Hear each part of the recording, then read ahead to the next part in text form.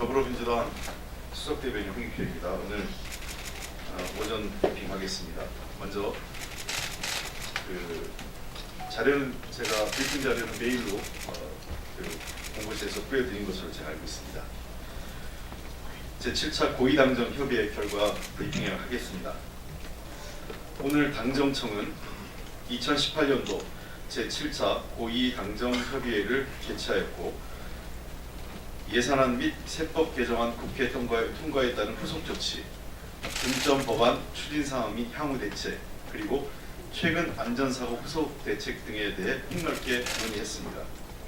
특히 이번 고위당정 협의회는 새롭게 출범한 제2기 경제팀이 참석한 첫 회의로 일자리 창출과 경제활력 제고, 민생 안정을 위해 당정청 간 공조와 협력을 한층 강화해야 한다는 데 인식을 같이 하고 다음과 같이 논의 결정하였습니다.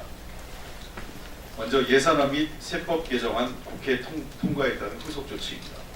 첫째, 당정청은 2019년 예산을 서민, 취약계층을 위한 일자리 예산이자 경제 활력이 될 포용적 성장 예산, 남북 평화와 번영의 마중물이 될 한반도 평화 예산이라고 강조하면서 이번 예산을 통해 다 함께 잘 사는 혁신적 포용 국가를 구현해 나가야 한다는 데 뜻을 같이 했습니다.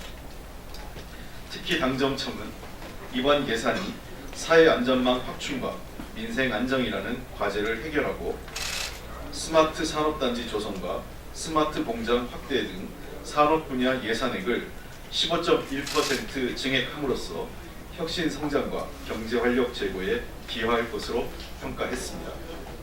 둘째, 정부는 내년도 경기 흐름에 대응하기 위해 상반기에 예산 70%를 배정하고 지역 밀착형 생활 SOC 사업 5.5조 원을 회계연도 개시 전 배정하는 등 역대 최고 수준의 조기 집행을 실시하기로 했으며 특히 일자리와 SOC 사업은 집중 관리 분야로 선정해 전년보다 높은 수준의 조기 집행을 독려하기로 하였습니다. 셋째, 당은 아동수당 확대, 어르신, 장애인 등 취약계층 지원사업 확대, 자영업자 신용카드 매출 세액 공제 확대, 근로장려금 EITC 지급액과 지급 대상 확대 등 서민들의 삶과 직접적으로 관련되는 예산과 세제 지원에 대해서는 정부가 대상별로 그 내용을 꼼꼼히 알려서 대상자가 몰라서 혜택을 받지 못하는 일이 없도록 해줄 것을 요청하였습니다. 넷째, 오늘 회의에서는 2019년 경제정책 방향에 대해서도 논의가 있었습니다. 당정청은 최근 경제 상황 및 향후 대내 여건을 면밀히 점검하고 전방위적 경제활력 제고, 경제체질 개선 및 구조개혁, 경제사회의 포용성 강화, 미래 대비 투자 및 준비 등 2019년 경제정책 방향 주요 과제에 대해 심도 있게 논의하였습니다. 오늘 논의 결과를 반영해 정부는 다음 주 초 2019년 경제정책 방향을 발표할 계획입니다. 다음은 중점 법안 추진 사항 및 향후 대책에 대한 내용입니다.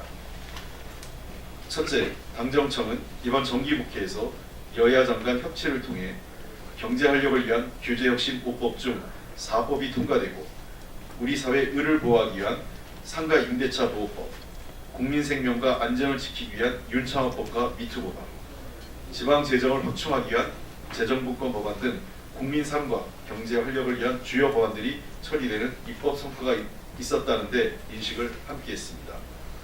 둘째, 정부는 당에 유치원 3법, 청년고용촉진특별법, 행정규제기본법, 데이터경제 3법 등 민생 경제 법안과 내년 예산에 반영되어 집행이 필요한 세출연계 법안 등 정기국회에서 통과되지 못한 시급한 중점 법안들이 연내 처리될 수 있도록 최대한 노력해 줄 것을 협조 요청했습니다. 다음은 최근 안전사고 및 안전사고 후속 대책 관련 내용입니다. 첫째, 당정청은 최근 철도, 통신 등 기반시설에 대한 안전사고가 잇따라 발생한 데 대해 매우 엄정하게 인식하고 국민 불안을 해소하기 위해 완벽한 복구와 피해 보상, 근본적 원인 진단, 책임 규명 및 확실한 재발 방지 대책을 마련하기로 하였습니다. 다음 특히 이번 기회에 정부가 노후화되거나 취약한 기반 시설에 대해 실태를 철저하게 파악해 예산과 정비 인력 확충 방안을 포함한 근본 대책을 수립해 줄 것을 요청하였습니다. 둘째, 철도 사고 장애와 관련해 국토교통부는 철도공사공단 합동으로 시설과 차량 부품에 대한 일제 점검을 실시하고 시설 검증과 신호조작 절차를 강화하는 등 안전사고가 재발하지 않도록 꼼꼼히 조치키로 하였으며, 사고 발생 시 국민들의 피해와 불편을 최소화하기 위해 최대 대기시간 한도 등 이용자 보호 기준을 마련하고 피해 보상을 확대하며 승객 피난, 구호에 대한 여객 안내 매뉴얼을 마련하기로 하였습니다. 또한 철도 조사기의 조사 결과에 따라 사고 장애 책임자를 문책하고 감사원, 국토부 감사를 통해 철도공사의 유지 보수, 안전관리 시스템 전반에 대한 적정성을 검토하는 한편 그 결과를 반영해 안전관리 체계를 개선하기로 하였습니다.